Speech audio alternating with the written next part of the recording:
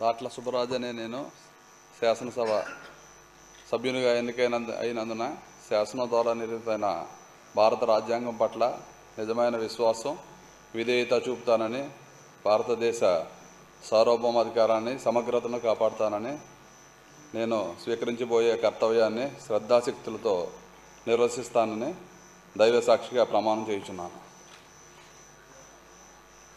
ఆంధ్రప్రదేశ్ శాసనసభ సభ్యుడైన దాట్ల సుబ్బరాజు అనే నేను సభా నియమాలను కట్టుబడి ఉంటానని, వాటిని అనుసరించి సభా మర్యాదలను పాటిస్తానని, సాంప్రదాయాలను గౌరవిస్తానని దైవ సాక్షిగా ప్రమాణం చేయుచున్నాను.